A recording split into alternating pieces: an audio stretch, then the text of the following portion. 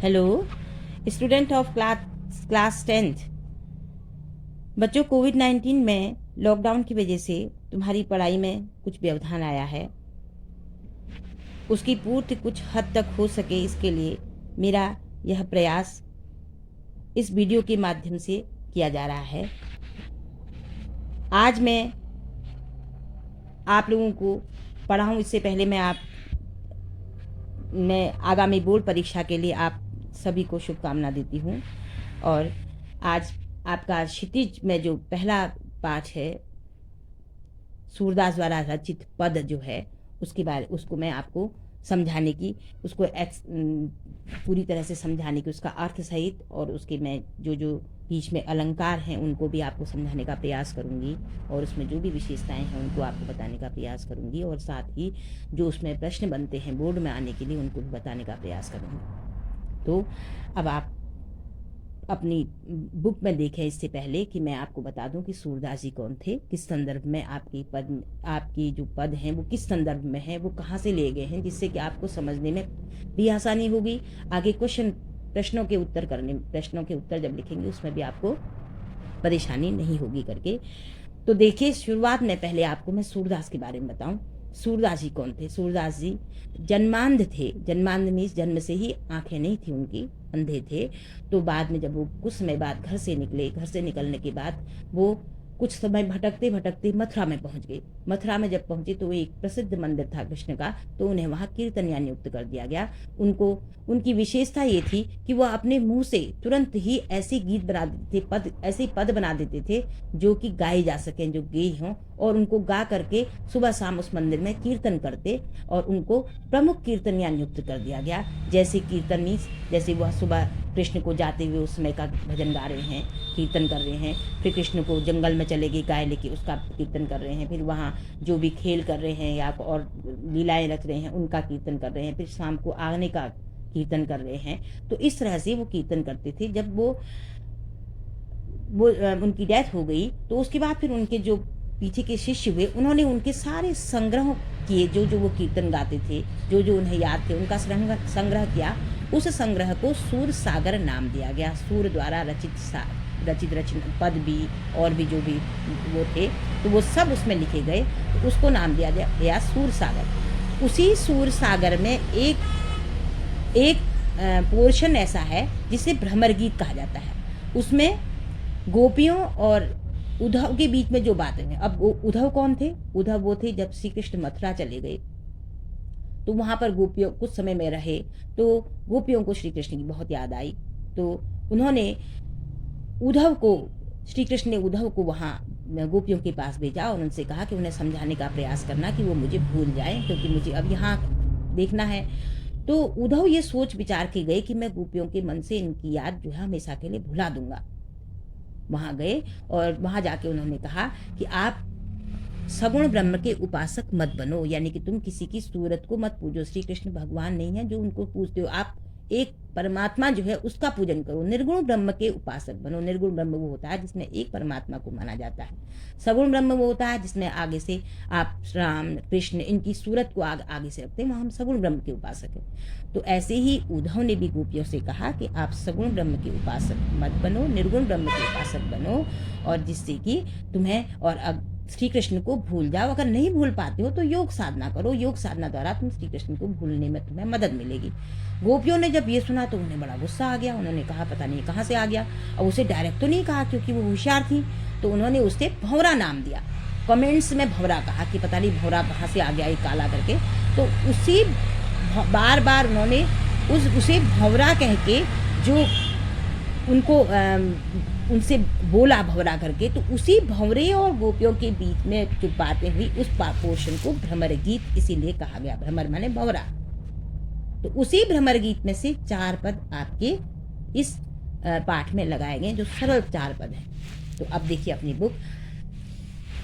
पहला पद में गोपियां उद्धव से कह रही हैं, हे उद्धव तुम हो अति बड़ भागी। हे उद्धव तुम तो अत्यधिक भाग्यशाली हो। कहने का मतलब है, भाग्यशाली का मतलब है कि वो व्यंग्य में भाग्यशाली कह रही हैं। भाग्यशाली कहने का मतलब है उनका कि तुम तो क्यों हो कह रही भाग्यशाली वो।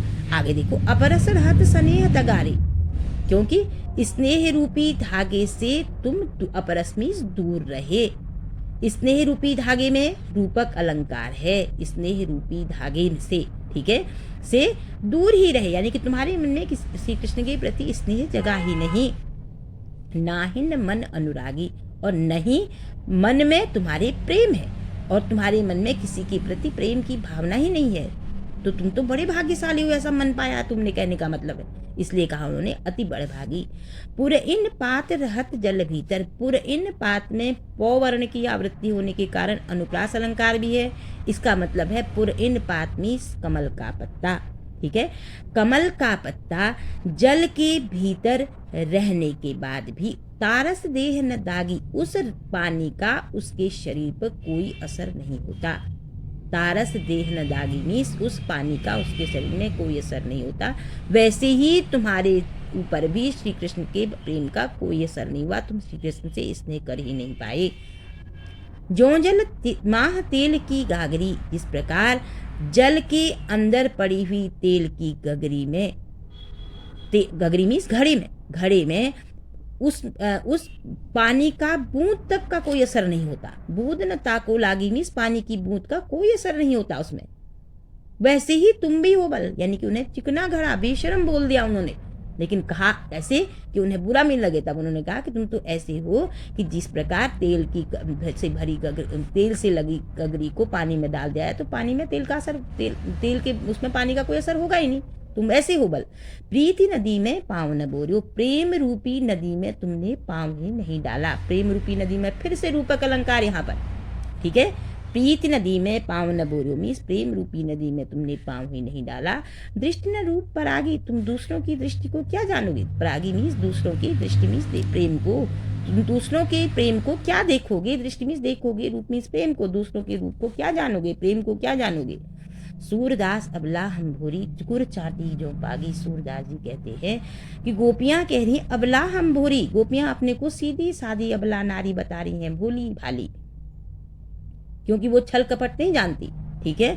सूरदास जी कहते हैं गोपियां कह रही हैं हम तो सीधी सादी भोली भाली अबला नारियां हैं, और हम श्री कृष्ण से वैसे ही प्रेम करते हैं जैसे गुड़ चाटी जो पागी, मानो चींटी गुड़ में चिपक गई हो, जैसे चींटी गुड़ में चिपक जाती। यहाँ पर कौन सा अलंकार है, गुड़ चाटी जो पागी में उत्प्रेक्षा अलंकार। मानो चींटी गुड़ में चिपक गई हो, जैसे चींटी गुड़ में चिपक जाती है, मरने के बाद भी अलग होती है, वैसे ही हम भी श्री कृष्ण के प्रेम में ऐसे रम गए हैं कि हम मर तो जाएंगे, उन्हें भूल नहीं सकते, कहने का मतलब है। तो गुड़ चाटी जो पागी यहाँ पर उत्प्रेक्षा अलंकार है, गुड़ चाटी जो पागी में, समझ में आया बेटे। तो यहाँ पर गुड़ चाटी जो पागी में उत्प्रेक्षा अलंकार हुआ, ठीक। तो अब देखिए इसमें प्रश्न क्या बनता है। प्रश्न ये बना कि गोपियां गोपियों ने क्या क्या उल्हाने दी उद्धव को, क्या उल्हाने दिए। सबसे पहले उन्होंने कहा कि तुम स्नेह से के रूपी धागे से अलग रहे। दूसरा कहा तुम कमल के पत्ते की तरह हो, जिसके शरीर पर पानी के में रहने के बाद भी कोई फर्क नहीं, असर नहीं पड़ता। फिर कहा उन्होंने तुम तेल की गगरी के समान हो, जिसमें कि तेल की गगरी में पानी का बूंद नहीं लगता। फिर कहा कि तुमने कभी प्रीति रूपी नदी में पैर, ये सारे उल्हाने दिए उन्होंने, ठीक है। और फिर एक प्रश्न और बनता है कि गोपियों ने अपने को भोली भाली क्यों कहा, अबला हम भोरी क्यों कहा, क्योंकि वो छल कपट नहीं जानती हैं। वो कभी किसी से ऐसा प्रेम, कभी किसी को याद करना, कभी किसी को भूलना नहीं जानती, वो सीधी सादी अबला नारियां हैं, इसलिए उन्होंने अपने को अबला और भोरी कहा। तो ये प्रश्न जो होते हैं ये बोर्ड में इस पद के आधार पर बनते हैं। और ये भी बनेगा ऊपर कि गोपियों ने उद्धव को बड़भागी क्यों कहा। बड़भागी इसलिए कहा, व्यंग्य में कहा उन्होंने, क्योंकि वह किसी से स्नेह नहीं कर पाए, क्योंकि उद्धव किसी से स्नेह नहीं कर पाए, इसलिए उन्होंने बड़भागी कहा, ठीक। अब दूसरा वाला आप देखिए,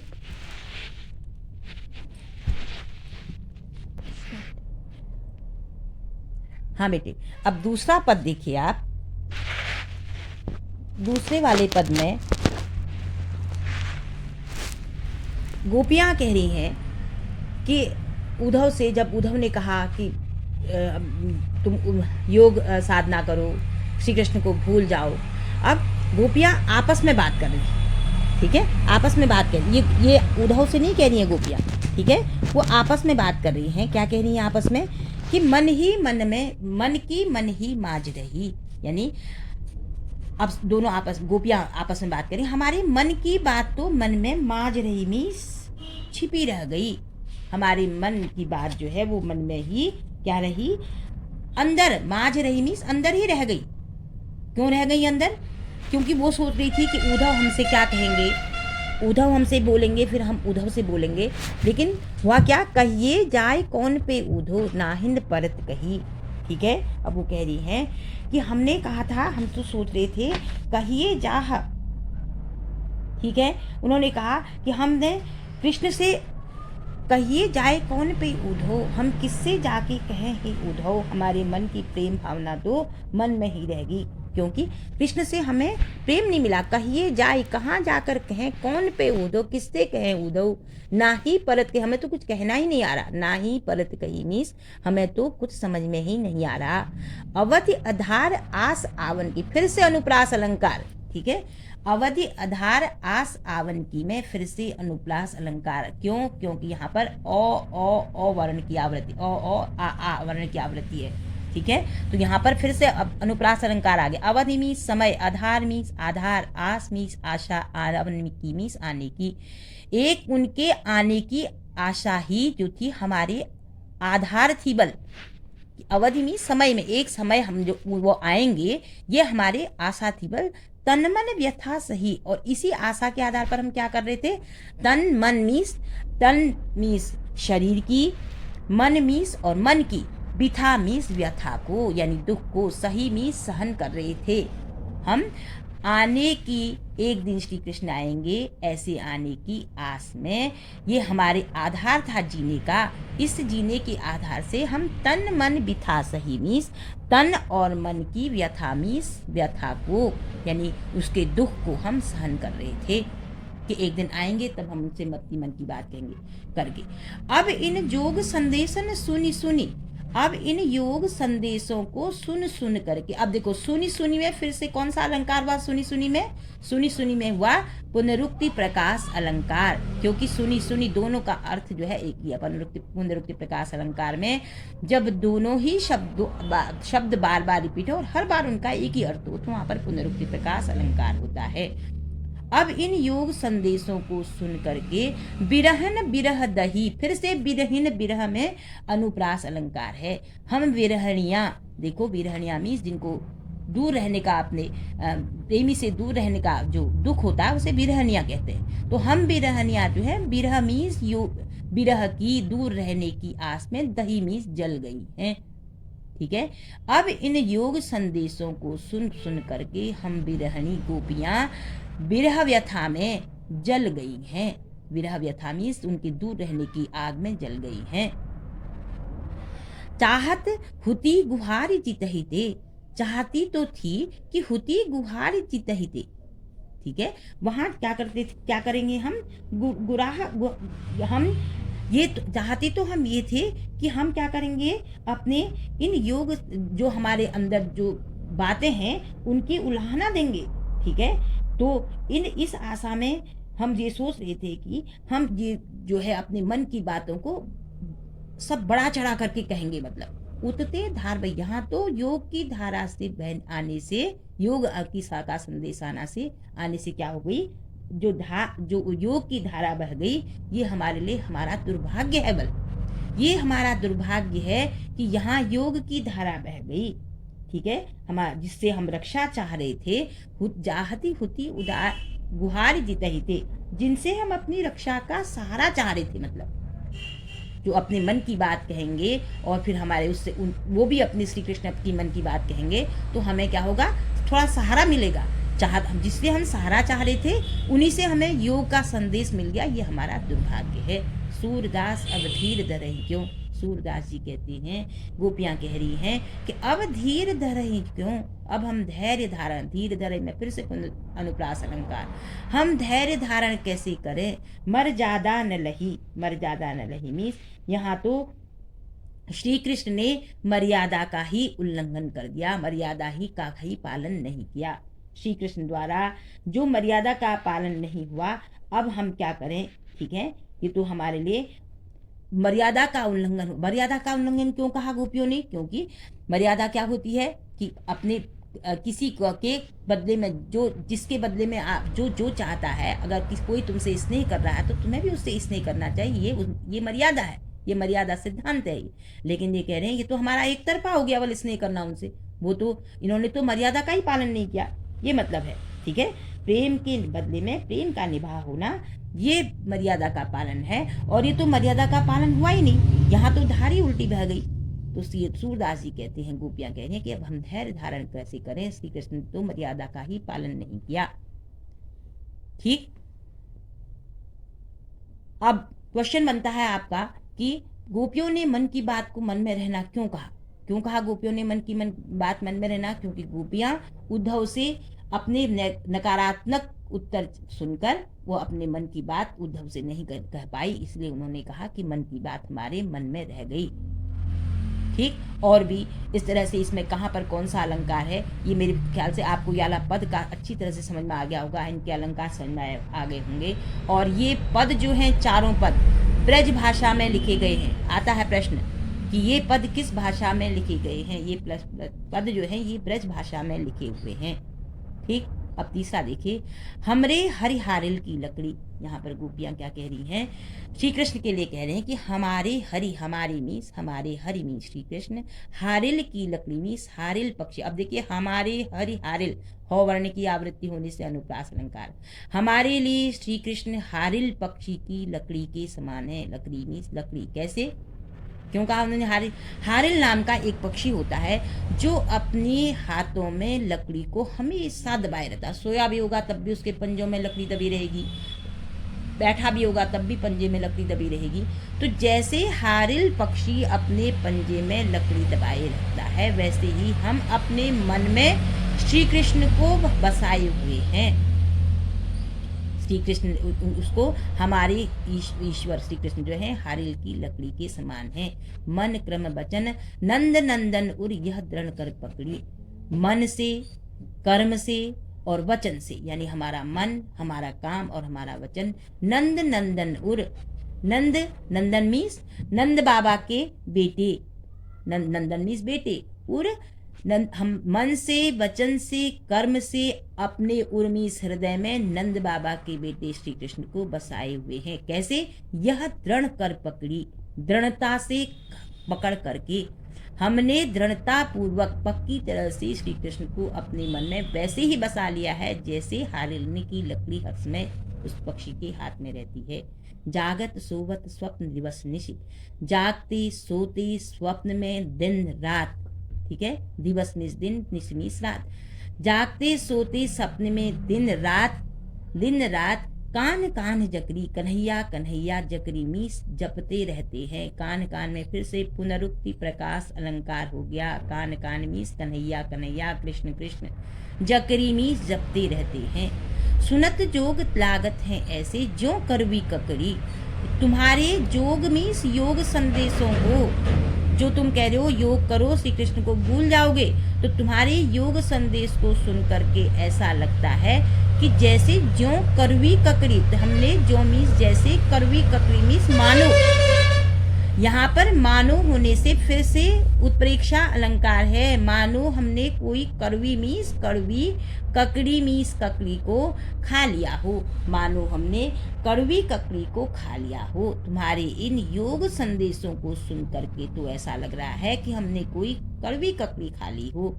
सूतो व्याधि हमको ले आए। सुमीस उद्धव के लिए कहा, तुम तो व्याधि मीस रोग ले आए हो। वाली योग का, ये योग का जो संदेश लाए हो, ये रोग ले आए हो हमारे लिए। तुम तो हमारे योग, रोग को, व्याधि मीस रोग, हमारे लिए ये योग का रोग ले आए हो। देखी सुनी न करी, जो हमने न कभी देखा न सुना न करा। योग संदेश को हमने न कभी देखा न कभी सुना न कभी करा। तुम तो हमारे लिए योग ये रोग के रूप में ले आए हो। अब यह तो सूरत नहीं ले सौंपो। गोपियां क्या कह रही हैं? सूरदास कवि कहते हैं, गोपियां कह रही हैं कि यह तो, इसे तो तिनहि ले सौंपो। उन्हीं के पास जाकर कहो जिनके मन चक्री, जिनके मन में चक्र लगा है, गोल घूमने वाला चक्र। मीन्स आज इससे प्रेम कर रहे हैं, कल को किसी दूसरे से, परसों को किसी दूसरे से। ऐसे लोगों के पास जाकर कहो, भले इस योग संदेश को हमसे मत कहो। गोपियां कह रही हैं ये तो उनके पास जाकर कहो जिनका मन चक्र के समान है। समझ में आया कहाँ पर कौन सा अलंकार था? उन्होंने हारिल की लकड़ी क्यों कहा? प्रश्न बनता है आपका कि गोपियों ने स्वयं को हारिल की लकड़ी क्यों कहा? हारिल की लकड़ी इसलिए कहा क्योंकि वो हारिल की लकड़ी, जैसे हारिल पक्षी अपने पन्ने में लकड़ी दबाए रहता है, वैसे ही वह भी श्री कृष्ण को अपने मन में, मन से, कर्म से, वचन से अपने मन में श्री कृष्ण को बसाए हुए हैं। ठीक है। और उन्होंने कड़वी ककड़ी खाने के समान योग को क्यों कहा? क्योंकि उनके लिए योग कड़वी ककड़ी के समान था। क्यों कड़वी ककड़ी क्यों कहा? क्योंकि उनके लिए योग जो है वो कड़वी ककड़ी के समान क्या था? बेकार था, उनके बस का नहीं था वो योग, तो इसलिए उन्होंने कड़वी ककड़ी कहा। ठीक है, समझ में आया? अब दूसरा देखो, फोर्थ वाला, हरिहे राजनीति पड़े आए। अब जब योग संदेश सुना तो उसके बाद गोपियों को क्या हुआ? बहुत दुख हो गया। तो उन्होंने अब आपस में बात की। आपस में क्या कह रही हैं वो कि उन्होंने कहा कि अब तो श्री कृष्ण भगवान ने हमारे लिए योग संदेश भेज दिया, तो हम अब इनके लिए क्या संदेश भेजे? तो अब गोपियां उद्धव से कह रही हैं कि हरि हैं राजनीति पढ़ी आए। हरि मीन्स श्री कृष्ण भगवान ने राजनीति पढ़ ली है। क्यों कहा राजनीति पढ़ ली है? क्योंकि राजनीति में क्या होता है? छल होता है, प्रपंच होता है। इसलिए क्योंकि आज राजनीति के लोग क्या कहते हैं? हमें वोट दो, हम तुम्हारे लिए सड़क का निर्माण करेंगे, यहाँ पर फैक्ट्री बना देंगे, यहाँ पर ये कर देंगे, ये सुविधा कर देंगे। वोट के बाद जब उन्हें वोट मिल जाता है, जीत जाता है, तो अपने सारे वादे भूल जाते हैं। तो तब उन्होंने कहा कि राजनीतिज्ञ ऐसे होते हैं, क्योंकि तुम अब राजा बन गए हो, तुमने अब राजनीति पढ़ ली है, कूटनीति पढ़ ली है। मतलब ईश्वर ने अब राजनीति पढ़ ली है। क्या ज्ञान हो गया है कहने का मतलब है, श्री कृष्ण को अब क्या हो गया है? बल कूटनीति का ज्ञान हो गया है। समुझी बात कहत मधु करके, समझी मीस समझे हैं, बात मीस बातें, कहत मीस कही जो, मधुकर मीस भंवरा, यानी कि क्या? उद्धव की, ये उद्धव जो मधुकर है, ये भंवरा जो है, ये उद्धव, इसकी बात सुन करके तो के समाचार जब पाए, जो इनसे हमने सब समाचार जो सुने समझे, उससे हमें ये लगा क्या कि एक अति चतुर होती पहले ही, एक तो अति मीस अत्यधिक, चतुर मीस होशियार, होते मीस थे पहले ही। श्री कृष्ण एक तो पहले से ही बहुत होशियार थे। अब गुरु ग्रंथ पढ़ाए। अब उन्होंने गुरुओं द्वारा, ग्रंथ मीस राजनीति की कूटनीति सीख ली है। गुरु ग्रंथ का मतलब है गुरुओं के द्वारा ग्रंथ पढ़ाए जाना, ग्रंथ का मतलब है राजनीति की शिक्षा पाना।